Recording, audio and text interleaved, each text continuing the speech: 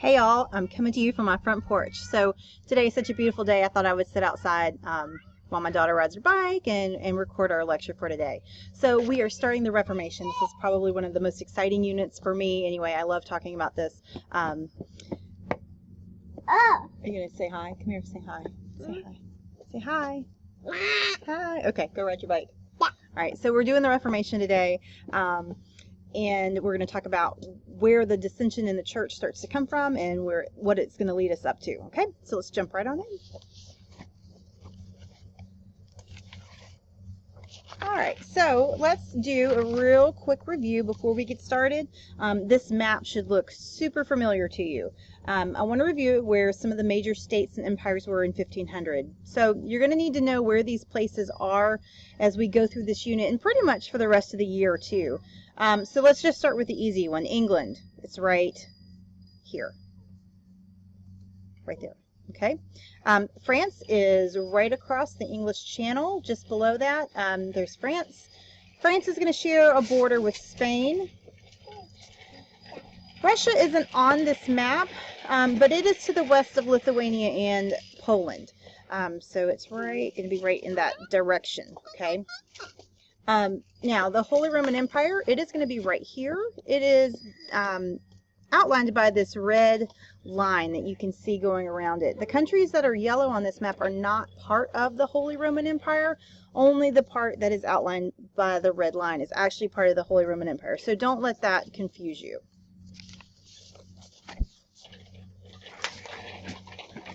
Here you go, ma'am.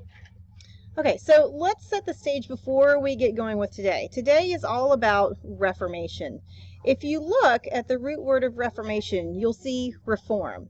So to reform something means to change it. For example, if someone is sent to a reform school, chances are their parents or guardians are hoping to see a change in the student's attitude or behavior while they're at the reform school. By the 10th century, the Roman Catholic Church totally dominated life in Northern and Western Europe. But just because it dominated the life of the people there, that does not mean that everyone was happy about it. Many people criticized its practices and thought church leaders were too focused on worldly gains like wealth and power.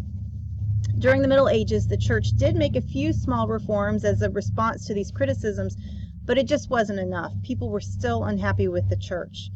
John Wycliffe and John Huss were two of the early church dissenters. So remember from your vocab, a dissenter is someone who does not like something or someone that disagrees with something.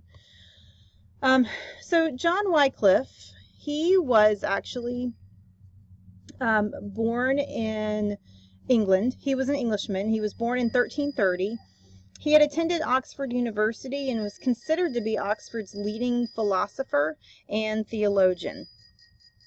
The more he studied scriptures, the more issues he had with the corruption that was going on in the church.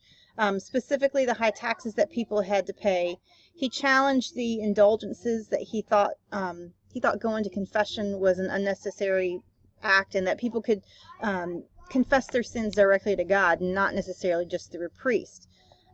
He also believed that every person should have access to the Bible. So what he does, I'm going to pop back in here for a second. So what he does, he ends up actually translating. He's an Englishman. So he is going to translate the Bible into the vernacular. So you should remember from your vocab that vernacular is just the native language of the people of that area. So if you lived in Spain, the vernacular for you would be Spanish. If you live in France, your vernacular would be French. So he lives in England. His vernacular is going to be English. Okay? So, Wycliffe, he ends up actually dying before he's able to translate the Bible, before he could finish it. But he also, he died before the Catholic Church had a chance to convict him of heresy. So going back to him not being able to finish the Bible, he actually had a colleague that ended up finishing it for him, and it's called the Wycliffe translation to this day. All right, so another one of our early dissenters, his name was John Huss. Here he is. He was born in 1369 in Bohemia, which was part of Germany. Huss's interest in the Bible was sparked by the writings of John Wycliffe. So He was accused of being a heretic because he also was hostile towards the selling of indulgences. You're going to hear a lot about these indulgences in this unit. So a lot of people had issues with this thought that you could like buy your way into heaven, or you could buy your forgiveness.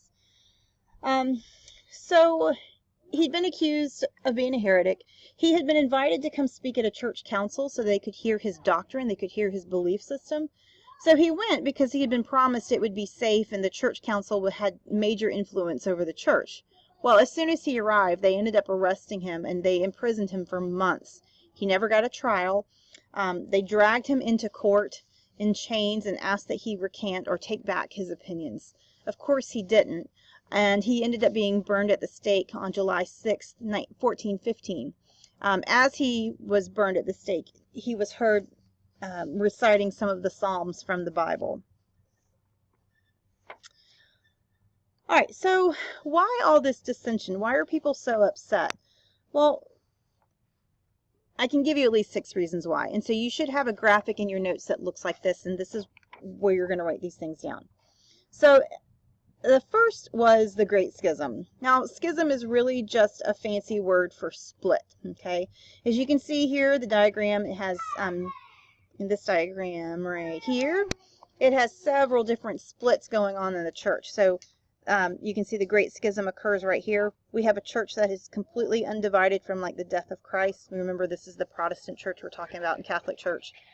It's all one church here, undivided. 1054, things start getting a little sticky. People start disagreeing with things. We have the Great Schism, which is the great split. Okay, and then you can see this goes on to become the Orthodox Church. This branch over here is the Roman Catholic Church, and you can see from here we end up having many different branches that come off of that Protestantism, where we end up having thousands of different denominations of religious groups. Okay, all right. So the Great Schism. So the church splits. Time period here. It doesn't seem like it's that really big of a deal, but it was a pretty big deal. There were 3 popes in the Catholic Church. Yes, 3. They had 3 popes, and each of these popes had the support and backing of only certain political and national rulers. Well, the power was split between the 3 popes, and so this left people in a difficult spot, because who was really in charge? Who's making the decisions?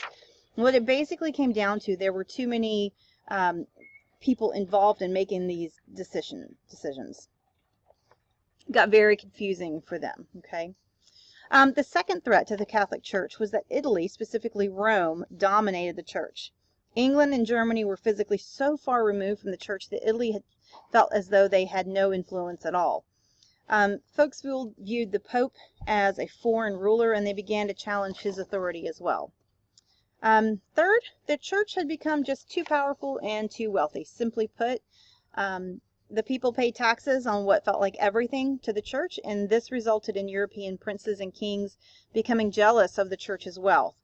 Many commoners also had issue that Christ had called his followers to not seek earthly treasures, but to live a humble life, and that just wasn't happening in the church.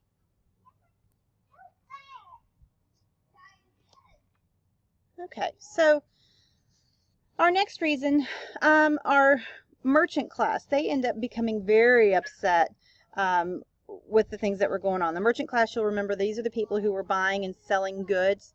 They get frustrated with the church because the church no longer allows them to charge an usury. Now, what the usury is, it's basically charging interest on a loan. So now these merchants had to pay taxes to the church, and they also felt frustrated by not being able to charge that interest on those loans. So their livelihood is being affected, and anytime that happens, people are going to get upset, and it's going to get ugly. There's also corruption in the church. Specifically, people had issues, again, with the sale of these indulgences. I know you've heard me mention this a few times already today, but indulgences are pardons or forgiveness. So what an indulgence would do is it would release a sinner from performing a penalty that a priest had imposed for their sin.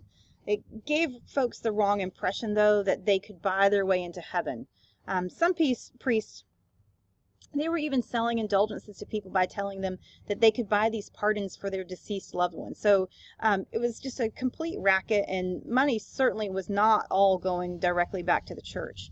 It ended up lining many a priest's pockets. But we'll talk more about indulgences next class when we talk about Martin Luther. So this leads us up to our sixth reason. Europe had just gone through the Black Plague, and many Europeans had a hard time having faith in God that God would allow something like that to happen. So their faith was weakened, and therefore their support of the Catholic Church ends up being weakened as well. All right, so next class, we are going to talk about Martin Luther. We are going to talk about John Calvin, and some of the next other classes are also going to talk about Henry VIII and Elizabeth I as well, and what they also have to do with the church and how changes in the church come about. Make sure you've taken your C notes. If you have any questions, write them down in the column, and you'll have a chance to ask me those questions in class. Hope you guys have a great weekend, and I will see you next week.